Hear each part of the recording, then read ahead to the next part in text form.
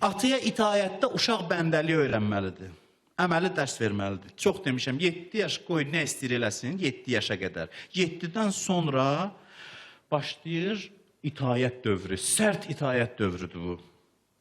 Çünki uşaq bu 7 yaşdan sonra başa düşməlidir ki, bəndə olmaq üçün yaranıb, kef istədiyini eləmək üçün yox.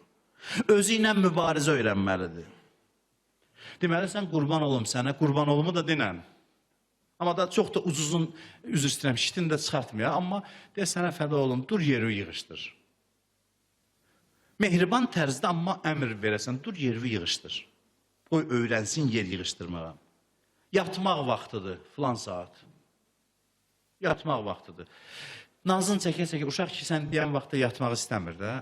Amma nazın çəkə-çəkə, amma vadar eləyəsən ki, filan saatda yatsın. Başva dönüm, durmaq vaxtıdır səhər. İstirahət günüdür, əsas deyil ki, məsələn, gün ortayacan yatsın. Müəyyən saatda dursun, yuxudan oyadasan, yuxunun şirin vaxtında. Anlasın ki, dünya ürəyinin istədiyini elədiyi yer deyil. Bunu ailədə anlamalıdır, uşaq başa düşürsünüz, ailədə, tərbiyədə anlamalıdır. Moizə, məscid, filan şey, o ikinci dərəcəli məsələlərdir. Ailə bu istiqaməti uşağa verməlidir. Ailədə necə təxminən ehram giyinib elə biləyinə? Ehram giyinirsən həcdə, hacılar bunu gözəl bilir. Müəyyən qaydalar sənə. Ailəyə daxil oldun, ailə qurdun, ehram giyindin əynivə. Müəyyən qaydalar, qadağalar, ədəblər, ərkanlar var ailənin daxilində. Televizora baxmağın müəyyən saati ola bilər. Telefona baxmağın müəyyən saati ola bilər. Bir saat eyb yoxdur, get bir dincəl televizora bax. Amma da 3 saat, 5 saat otur, nə istəyirsən, ayağın uşaq uzatsın, baxsın, ata öz işində, ana öz işində.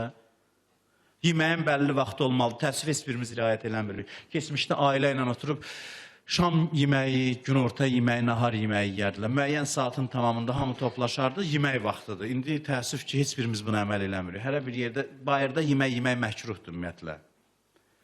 Ailədə ananın bişirdiyi yeməyi yemək müstəhəbdir, yaxşıdır. Eyni vaxtda hamı gözləyək ki, atam gələcək, ana hazır olsun, övladlar toplaşsın, filan saatda yemək vaxtıdır. Amma bunun heç birini heç kəs riayət eləmir. Heç birimiz riayət eləmirik. Bunların yanında arada dincəlmək vaxtıdır. Uşaq hovuza getmək istəyir, idmana getmək istəyir, ona da vaxt verir. Demirəm, ancaq başdan başa ürək istəməyən şeylər eləsin. Amma o, bu çətinliklərin yanında bir rahatlıq az olmalıdır. Daha çox özü ilə mübarizə aparmalıdır uşaq. Qərbdə niyə dağılır ailələr? Qərbdə ailə məhv olur. Yəni, ailə institut olaraq məhv olur. Niyə görə? Çünki həyat haqqında təsəvvür yanlışdır. Ailə haqqında təsəvvür yanlışdır. Ailənin mənfəət prinsipi əsasında qurur ki, ailə mənə nə verəcək? Demir, mən nə verəcəm? Bu düşüncə yoxdur.